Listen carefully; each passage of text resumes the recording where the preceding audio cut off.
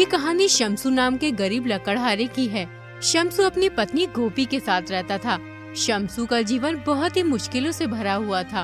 गोपी, महाराज ने लकड़ी काटने पर रोक लगा दी है। उन्होंने कहा है कि अगर कोई भी पेड़ काटता हुआ पकड़ा गया तो उसे बहुत ही सख्त सजा मिलेगी। अब मैं क्या करूं? मेरे तो कुछ भी समझ में नहीं आ रहा। अगर मैं लकड़ी नहीं काटूंगा तो घर का गुजारा कैसे होगा? लकड़ी काटने के अलावा मुझे कोई और दूसरा काम नहीं आता है। आप एक काम कीजिए, मेरे ये सोने के कंगन बेचकर घर का सामान ले आइए। इससे हमारे घर का कुछ दिनों का गुजारा हो जाएगा। अरे ये सोने के कंगन तो मेरी माँ ने दिए थे तुम्हें, और तुम्हें ये सोने के कंगन बहुत पसंद है। फिर तुम इन्हें बेचने के लिए कैसे कह सकती हो गोपी? हम कोई रास्ता जरूर निकाल लेंगे पैसे कमाने का। तुम ये सोने के कंगन अपने पास संभाल के रखो। इन्हें बेचने का तो मेरा भी मन नहीं है, लेकिन हम कर भी क्या सकते हैं? भूखे पेट भी तो नहीं रहा जाता है। सोने के कंगन तो और आ जाएंगे। अब तुम जल्दी जाओ और ये सोने के कंगन बेच आओ। एक बात ध्यान रखे, किसी के बहकावे में मत आ जाना। आजकल लुटेरे बहुत है, रास्ते में अपना ख्याल रखना। शम्सू सोने के कंगन बेचने के लिए निकल जाता है।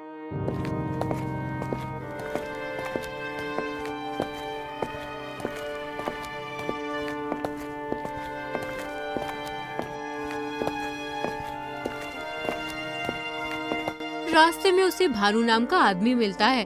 वो शम्सू से कहता है, अरे क्यों भाई शम्सू, इतनी जल्दी में कहाँ जा रहे हो?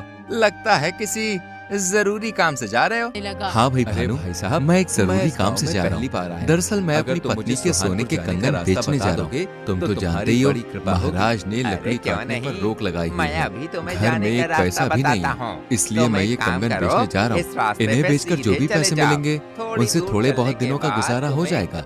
अरे ये तुम क्या कह रहे हो शम्सू? अब तुम पत्नी के कंगन बेचकर घर का गुजारा करोगे, और जब कंगन के पैसे खत्म हो जाएंगे फिर घर का गुजारा कैसे करोगे? लगा। अरे भाई ये साहब, तो मैंने सोचा मैं इस ही गांव नहीं। में पहली बार लेकिन आया मुझे हूँ। लकड़ी अगर काटने तुम के मुझे अलावा सुहानपुर जाने और का कोई रास्ता काम बता आता दोगे, भी तो नहीं तो है। तुम्हारी बड़ी फिलहाल इन कृपा होगी। कंगन को अरे बेचकर क्यों कुछ नहीं? दिनों का गुजारा मैं हो अभी जाएगा। तुम्हें जाने उसके का बाद रास्ता मैं कोई काम बताता देख हूँ। लूंगा। अगर तुम चाहो तो मैं तुम्हें एक सुझाव दे सकता हूँ, जिससे तुम्हें अपनी पत्नी के कंगन तक बेचने नहीं पड़ेंगे और तुम्हारे घर का गुजारा भी हो जाएगा। सच कहूँ तो भानु भाई, मैं अपनी पत्नी के कंगन बेचना नहीं चाहता हूँ, क्योंकि मेरी पत्नी को ये कंगन बहुत अच्छे लगते हैं। लेकिन मजबूरी इंसान से हर काम करवा देती है। अच्छा बताओ, तुम मुझे कौन सा काम बता रहे थे जिससे मैं पैसे कमा सकता हूँ? देखो शम्सू भाई, काम थोड़ा मुश्किल है, लेकिन मुझे पूरी उम्मीद है कि तुम उस काम को कर लोगे। क्या तुम काम करने के लिए तैयार हो? हाँ हाँ, मैं तैयार हूँ, लेकिन पहले काम तो बताओ, मुझे करना क्या होगा? तुम्हें मेरे साथ मिलकर चोरी करनी होगी। अरे नहीं नहीं नहीं नहीं, मैं चोरी वोरी नहीं कर सकता।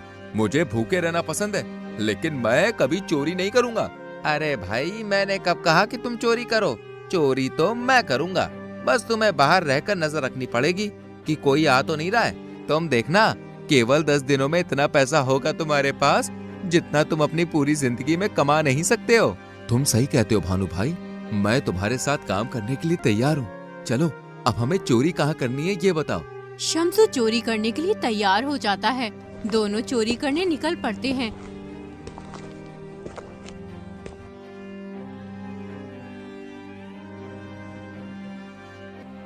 रास्ते में उन्हें एक आदमी दिखता है जो हाथ में झोला लिए आ रहा होता है।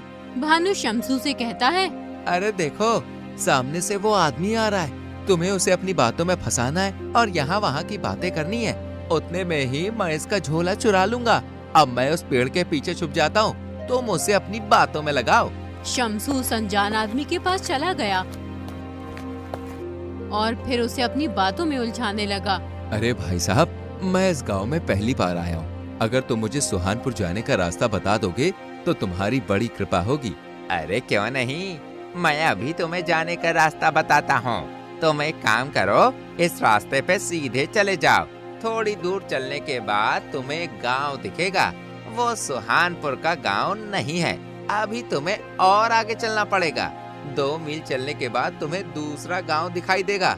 उसके बराबर से एक रास्ता जा रहा है, तुम उसी रास्ते पे चले जाना। वो रास्ता तुम्हें सुहानपुर पहुंचा देगा।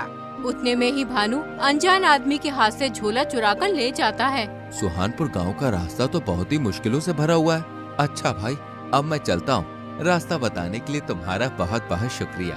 इतना कहकर शम्सू वहाँ से फरार हो जाता है।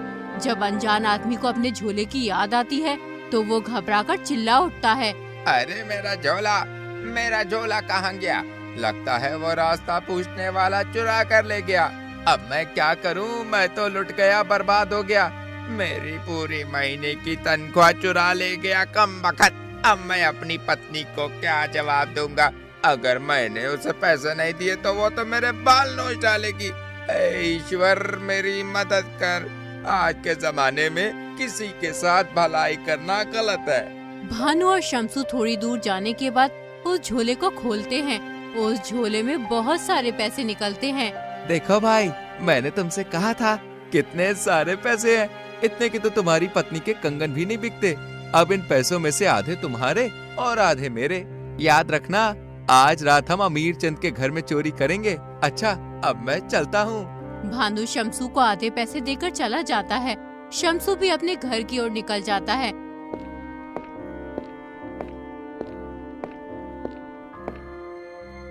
जब वो घर पहुंचता है तो उसकी पत्नी कहती है, आ गए तुम कंगन बेचकर। कितने पैसों के बिके हैं?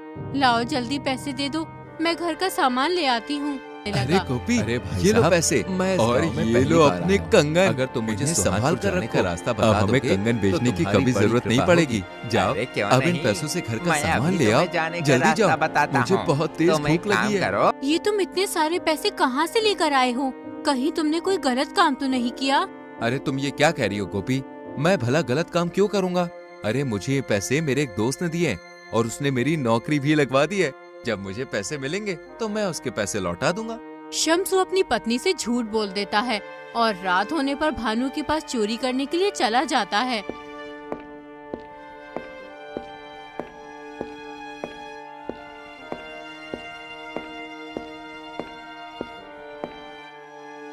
आ गए तुम, मैं तुम्हारा ही इंतजार कर रहा था।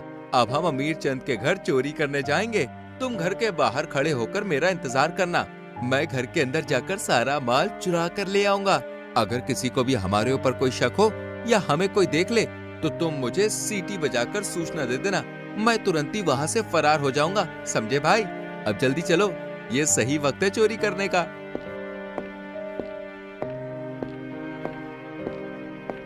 भानु घर के अंदर चोरी करने चला जाता है,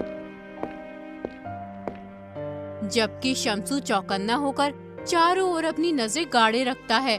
तभी शम्सू की नजर एक बांसुरी पर पड़ती है। अरे वाह, कितनी सुंदर बांसुरी है। मैं बचपन में बांसुरी से कितना खेला करता था।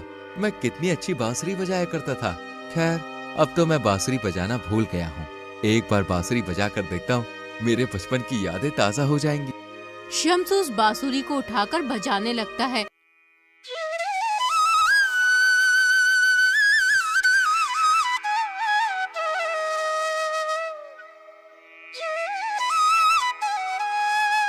बांसुरी की आवाज सुनकर कुछ गांव वालों की आंख खुल जाती है और भानु भी घबराने लगता है। अरे ये कौन बेसुरा है जो इतनी रात को बांसुरी बजा रहा है? लोगों का सोना हराम कर रहा है। ये मुझे मरवा के ही छोड़ेगा। शम्सू बांसुरी बजा ही रहा होता है कि तभी एक गांव वाला शम्सू से कहता है, अरे कौन हो तुम?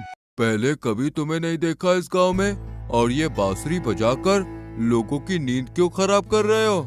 लगता है हमारी चोरी का गांव वालों को पता चल गया। अगर मैं चोरी का माल बाहर लेकर गया तो गांव वाले मुझे बहुत पीटेंगे। ऐसा करता हूँ, इस सामान को यहीं छोड़ देता हूँ और चुपचाप यहाँ से निकल जाता हूँ। अगर बांसुरी बजाने का इतना ही शौक है तो अपने घर में जाकर बजाओ। यहाँ क्यों लोग की नींद खराब कर रहे हो? मुझे लगता है कि तुम कोई पागल हो। भानु ये सब खड़ा होकर सुन रहा होता है।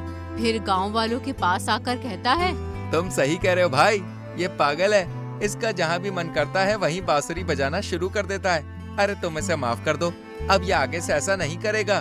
तुम कह रहे हो इसलिए छोड़ रहा हूँ, वरना इसे अभी महाराज के पास ले जाता और सख्त से सख्त सजा दिलवाता। सारी नींद खराब कर दी मेरी। पागलपन की भी हद होती है। वो आदमी वहाँ से चला जाता है। भानु को शम्सू पे बहुत गुस्सा आता है। अच्छा, तब बांसुरी तुम बजा रहे थे? अरे तुम तो आज मुझे मरवा ही देते। अरे चोरी करते वक्त बांसुरी कौन बजाता है? मैंने सारा सामान चुराकर झोले में भर लिया था, लेकिन तुमने बांसुरी बजा दी। मुझे वो सामान वहीं छोड़ना पड़ा। तुम्हारी बांसुरी की वजह से आज मुझे बहुत नुकसान हुआ है। अरे भानु भैया, मैं मानता हूँ कि मुझसे गलती हो गई है। उस बांसुरी को देखकर अब मुझे अपने बचपन की याद आ गई थी। फिर मुझसे रहा नहीं गया, इसलिए मैंने वो बांसुरी बजा दी। इस बार मुझे माफ कर दो। आज के बाद ऐसी गलती कभी नहीं करूंगा। ठीक है, इस बार मैं तुम्हें माफ कर देता हूँ, लेकिन अगर दोबारा तुमने ऐसी कोई हरकत की तो मैं तुम्हें अपने साथ नहीं लेके जाऊंगा, समझे? चलो अब घर चलते हैं, कल हम पास वाले गांव में चोरी करने चलेंगे। दोनों अपने घर चले जाते हैं और रात होने पर दोबारा चोरी करने निकल जाते हैं। सुनो, मैं उस सामने वाले घर में चोरी करने जा रहा हूँ। तुम यहीं खड़े होकर मेरा इंतजार करो। अगर कोई आया तो मुझे बता देना और पहले जैसी हरकत मत करना। हाँ, अब मैं जा रहा हूँ, अपनी आँख और कान खुले रखना। इतना कहकर भानु घर के अंदर चला जाता है और घर का सामान चुराने लगता है। तभी एक आदमी शमसू की तरफ आ रहा होता है। उसे देखकर शमसू डर जाता है। वो समझता है ये भूत है। फिर वो जोर जोर से शोर मचाने लगता है। बचाओ, भूत भूत, मुझे कोई बचाओ इस भूत से। ए पागल आदमी, मैं भूत नहीं हूँ, समझे? मैं तुम्हारी तरह ही एक इंसान हूँ। मेरी पत्नी से मेरी लड़ाई हो गई है, इसलिए मैं घर के बाहर आ गया हूँ। वैसे तुम इतनी रात में यहाँ क्या कर रहे हो? मैं क्या कर रहा हूँ? मैं तो कुछ भी नहीं कर रहा हूँ। अरे भाई, इसकी दिमागी हालत ठीक नहीं है। ये किसी को भी भूत समझ लेता है और फिर शोर मचाने लगता है। तुमसे कितनी बार कहा है, यूं लोगों को परेशान मत किया करो। चलो अब यहाँ से। दोनों वहाँ से चले जाते हैं। तुम किस किस्म के आदमी हो? मन कर रहा है कि मैं तुम्हारा सर फोड़ दूं। तुम्हें वो जीता जागता इंसान भूत दिखाई दे रहा था। अरे आज मेरे हाथ बहुत सारा माल लगा था, वो सब मैंने झोले में भर लिया था, लेकिन तुम्हारे चीखने चिल्लाने की वजह से मुझे वो झोला वहीं छोड़ना पड़ा। अगर तुम नहीं चिल्लाते तो आज मैं बहुत अमीर हो जाता।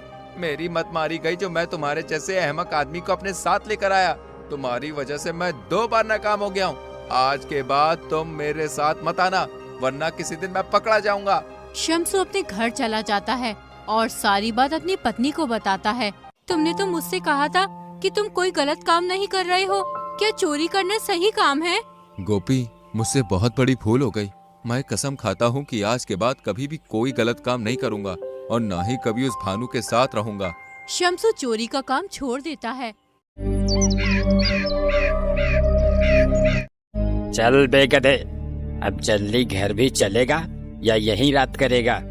खाने में तो कोई कसर नहीं छोड़ता, फिर चलने में इतनी कंजूसी क्यों करता है? मर गया रे।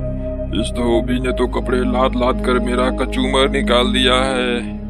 हे भगवान, मुझे इस धोबी से बचाओ, मुझे इस धोबी से बचा लो भगवान। इस तरह से गधा जब भी बोझा लाद कर आता तो कराहते हुए भगवान को याद करता। एक दिन ले खा खा खा के तो गैंडा हो गया है, लेकिन काम करने में तेरी नानी मरने लगती है। फटाफट खा ले और चल, कपड़े लेने जाना है।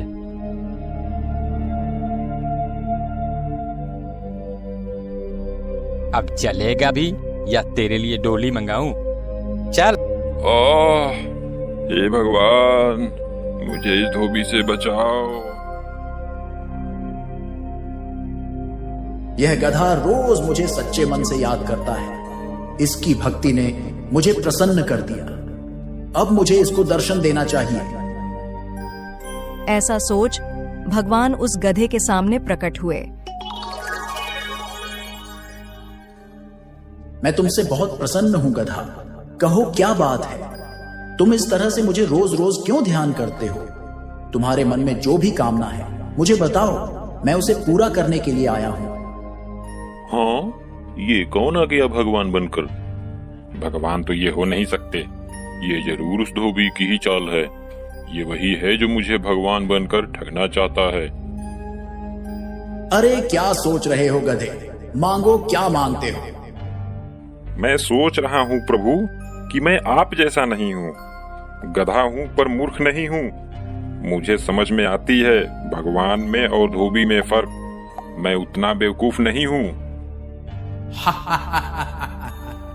अब मैं तुम्हें कैसे विश्वास दिलाऊं गधे? तब एक बात बताइए भगवान, सब तो मुझे गधा समझते ही हैं, क्या आप भी मुझे गधा ही समझते हैं? अरे नहीं नहीं, तुम तो गधेराज हो। गधे ने जैसे ही यह सुना वह खुश हो गया। फिर गधे ने कहा, भगवान, मुझे अब इस धरती पर रहने की लालसा नहीं है। मुझे भी अपने साथ स्वर्ग ले चलें प्रभु। मैं तुम्हारे भक्ति से बहुत प्रसन्न हूं गधेराज, ऐसा ही होगा। गधा भी भगवान के साथ स्वर्ग चला गया। भगवान, आपने तो मुझे सच के स्वर्ग में ला दिए। अब तो मैं यहाँ खूब मजे से रहूंगा। हाँ गधेराज, अब से तुम यहाँ खूब आराम से रहो। अब गधा वहां खूब मौज से रहने लगा। बागों में हरी हरी घास खाता और दिन भर घूमता रहता। कुछ दिन बीतते हैं। अब गधे को वहां बहुत अकेला सा लगने लगा था। एक दिन भगवान उसका हाल चाल जानने आए। क्यों गधेराज, दिन तो मौज से बीत रहे हैं ना? वह बहुत उदास और मायूस होकर भगवान से कहता है, भगवान, मैं यहाँ बिल्कुल अकेला हूँ। मुझे मेरे साथियों की बहुत याद आ रही है। अगर उन्हें भी आप यहाँ बुला लें तो बहुत अच्छा रहेगा भगवान। जैसी तुम्हारी इच्छा गधेराज, तुम्हारे साथियों को भी बुला लाता हूँ। ऐसा बोल भगवान अंतर्ध्यान हो गए और पृथ्वी से कुछ और गधों को लेकर वहां गए। ये लो गधेराज, मैं तुम्हारे साथियों को भी ला दिया। अब इन सब के साथ तुम्हारा मन भी लगा रहेगा। अब गधा बहुत खुश हुआ। अपने साथी गधे को लेकर बागों में घास खाने चला गया। जब घास खाकर सारे गधे एक साथ जमा होते हैं तो सभी गधों ने गाना गाना शुरू किया। सभी गधों ने अपने आवाज से पूरे स्वर्ग को संगीतमय बना दिया। जब उसकी आवाज से स्वर्ग की शांति भंग होने लगी तो भगवान वहां आए। ये तुम क्या कर रहे हो गधेराज? तुम्हारे कारण स्वर्ग की शांति भंग हो रही है। हम तो गाना गा रहे हैं भगवान। हमारे गाने से मन को शांति मिलती है भगवान। लेकिन गधेराज, यह धरती नहीं स्वर्ग है और यहाँ आपकी यह ढेचू ढेचू की आवाज नहीं चलेगी। यहाँ रहना है तो तुम्हें अपनी आवाज पर अंकुश लगाना होगा। भगवान, तब तो ये सरासर जास्ती हुई। क्या हमें बोलने का अधिकार नहीं मिलेगा? फिर मैं अपने सुरीली आवाजें किसको सुनाऊंगा? गधेराज, तुम्हारे आवाजों से हमारे ध्यानों में विघ्न पड़ रही है। ये हमारी आखिरी चेतावनी समझो और इस पर अमल करो। भगवान, अगर ऐसी बात है तो मुझे नहीं रहना है यहाँ। हमें हमारे धरती पर भेज दो। वहाँ हम लोग कम से कम आजादी से बोल तो सकते हैं। जैसी तुम्हारी इच्छा गधेराज। जब तुम्हारी इच्छा धरती पर ही जाने को है तो इसमें मैं क्या कर सकता हूँ?